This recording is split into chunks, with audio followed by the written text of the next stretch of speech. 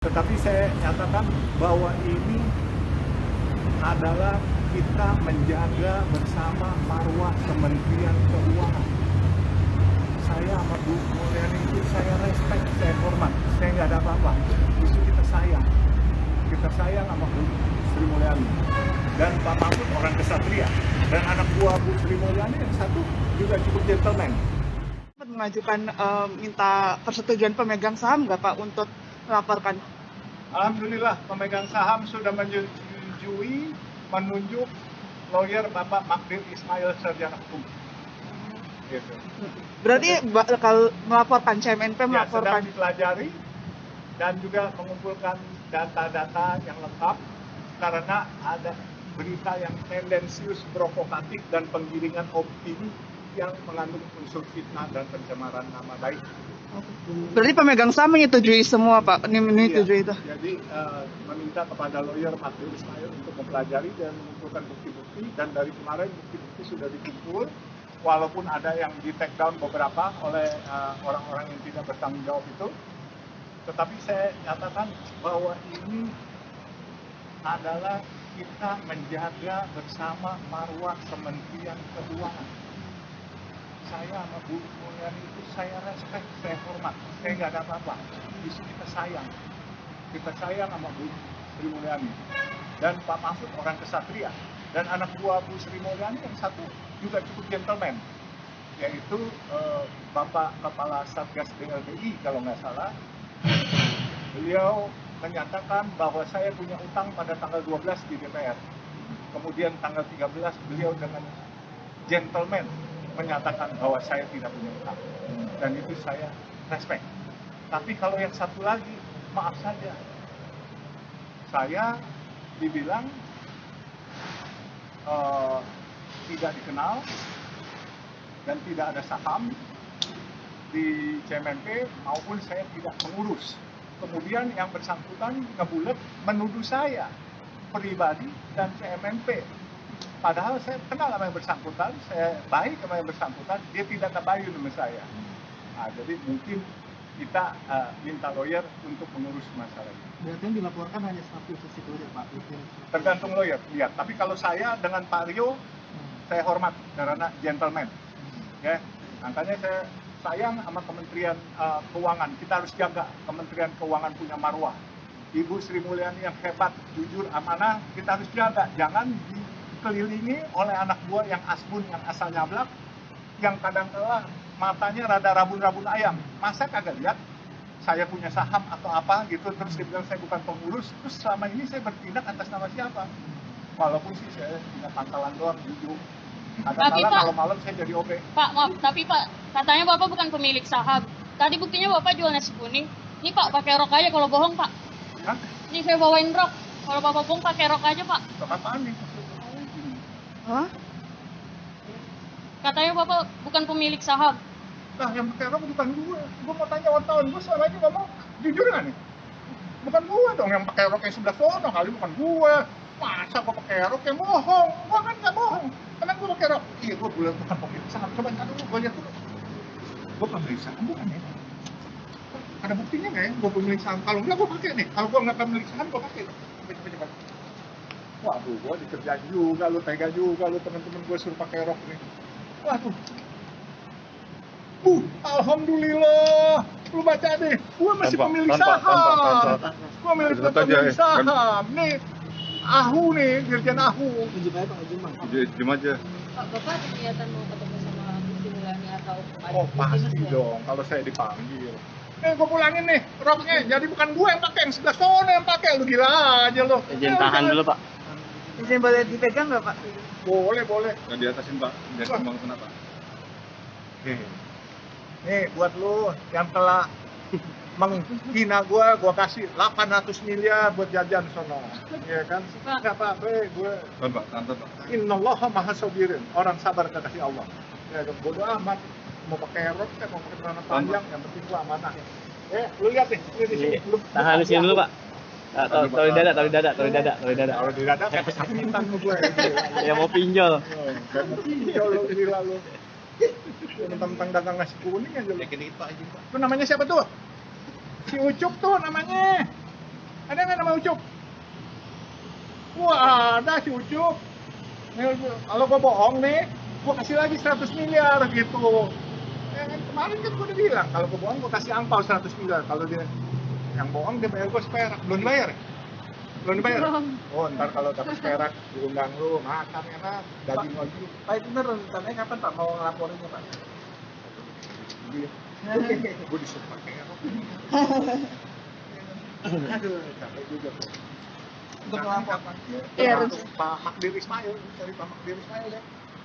Ada waktu dekat ini Pak akan lapor kan? Iya, sama Magdir udah ngumpulin datanya, udah komplit. Bisa besok Pak dilaporin. Bisa besok, bisa hari ini. Tapi saya sih masih apa sih beritikat baik lah, ya kan, gentleman lah, kayak Pak Ketua Satgas BLBI, klarifikasi clear. Jangan yang bersangkutan ngomong di TV ngebulet terus pakai bilang isu angka siapa dia. Nama tidak ada sebagai pengurus. Saya bukan pengurus. Saya pemilik satu lembar saham. Kan boleh dong saya ngaku saya sebagai pemilik walaupun satu lembar saham. Ya kan, kalau udah nggak bisa jawab bos, jangan muter-muter. Makin kelihatan tidak cerdasnya bos. Ya kan, cerdas. Saya punya slogan, kan situ tahu. Banyak duit jangan sombong, nggak banyak duit jangan bohong, kagak punya duit jangan nyolong. Nah slogan barunya ya, di mana di? Kalau punya utang, Jangan songong, gitu kan? Jadi itu slogan baru, nambah lagi gue slogan, jadi kreatif kayak kita. Dah, mau apa lagi? Ini Pak, kenapa Pak pembayaran utangnya baru kita pada saat ini? Apa sebelumnya sudah pernah Ini utang itu sudah sejak tahun 99 kita tagih, bolak-balik, kemudian kita gugat 2004 ke pengadilan, akhirnya keluar keputusan inkrah total yaitu 2010 dengan denda 2%. Ini bukan bunga nih, denda 2%, sebagaimana kalau kita telat bayar pajak kita didenda 2%, ya kan? Jadi ya kadang-kadang kalau kita telat bayar pajak, kalau agak bayar itu kita digaseling. Gaseling itu tahu kan, gaseling di Sandra di Borgol. Ya, kita sekarang keputusan Mahkamah Agung 2% pun nggak dibayar, ya nggak apa-apa, kita tunggu aja. Yang penting kan udah ada keputusan. Makin lama dibayar, makin bengkak dendanya. Ini buat apa? Kalau negara ada duit, mendingan bayarin utang kepada rakyat supaya rakyatnya taat hukum. Kalau negara sudah keputusan Mahkamah Agung menunjukkan tidak taat hukum, bagaimana warga negara bisa taat hukum? Yuk kita rame-rame jaga Kementerian Keuangan, maruahnya ini bagus, dibimbing Bu Sri Mulyani. Jangan ada anasir-anasir yang tukang ngebohongin Bu Sri Mulyani, anasir-anasir yang tidak cerdas, yang memberikan informasi yang salah, sampai akhirnya korek-korek isu fakta tidak punya saham. Itu negara maksudnya. Pak, terkait dari Pak Prastowo bilang Ibu Mbak Tutut tuh sempat komisaris utama dan dirut PT CMP tahun 1987. Jadi terafiliasinya sama Bu Tutut itu apakah CMNP terafiliasi, Pak? Kan keputusan Mahkamah Agung itu sudah membuktikan tidak ada afiliasi, makanya diperintahkan bayar. Jadi kalau keputusan tertinggi dari lembaga hukum di Indonesia ini mau diingkari lagi, cerdas deh, apalagi kalau orang hukum yang ngomong. Ini saya gitu. Makanya Bu Sri Mulyani, saya tetap jaga marwah Kementerian Keuangan, tapi Bu, tolong dong Ibu cari orang yang cerdas, ya kan, jangan cari orang yang nggak cerdas, yang matanya rabun ayam lah dicari, ya kan, cerdas, ya kan, kita jaga marwah Kementerian Keuangan, dipimpin Ibu Sri Mulyani udah benar. Ibu Sri Mulyani dibohongin ini yang mana kuahnya, Kepala Satgas BLBI, saya hormat, gentle, dia salah ngomong tanggal 12 di DPR, tanggal 13 dia di DPR, dia ngomong lagi dia ralat. Jadi saya menghimbau lah, teman yang satu ini jangan ngebulat. Saya himbau, gentleman kayak Pak Rio ya. Ikuti Pak Rio, gentleman, klarifikasi bahwa Yusuf Hamka tidak ada utang, klarifikasi, dan kalau bisa minta maaf, kita duduk, kita minum kopi, ya kan? Saya cuma minta seperak, saya taruhannya 100 miliar, lawan 1 perak, kan jelas clear. Masa sih tanggal 12 buat pernyataan Yusuf Hamka punya utang, terus tanggal 13 diklarifikasi bukan Yusuf Hamka. Ini kesian marwah Kementerian Keuangan kita. Kok orang tidak cerdas, yang asbun, yang nyablak, ada di tempat itu. Masih banyak anak-anak muda di Departemen Keuangan yang bagus-bagus, hebat-hebat. Tunjuk dia sebagai juru bicara, tunjuk dia sebagai tenaga ahli, tenaga khusus. Kenapa harus orang luar gitu loh, ya?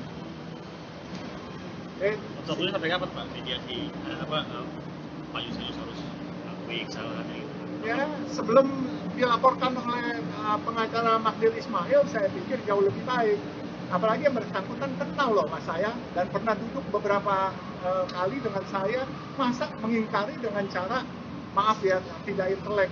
Oh, tidak ada namanya Yusuf Hamka, tidak ada juga sebagai pemegang saham. Kan aneh, baru saja teman-teman lu dilihat. Saya bukan pemegang saham di sini, tapi saya beneficiary owner. Itu clear tuh ya, walaupun saham saya cuma 1 lembar. Maksudnya beneficiary owner perlu gue jelasin lagi nggak? Pemegang kendali dari pemegang saham, clear tuh. Walaupun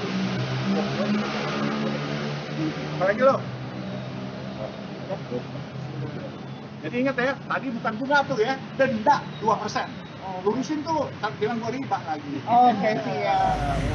Pokoknya boleh semua boleh coba cara minta, dan saya masih yakin, aku yakin pemerintahan Pak Jokowi, Pak Mahfud, dan Ibu Menteri oke, dan kita jaga marwah Departemen Keuangan. Kalau ada orang-orang yang brengsek, kalau dulu urusan pajak, bea cukai, apalagi urusan yang mata rabun begini, kita bersama, kita dukung Bu Menteri Sri Mulyani, I love you. And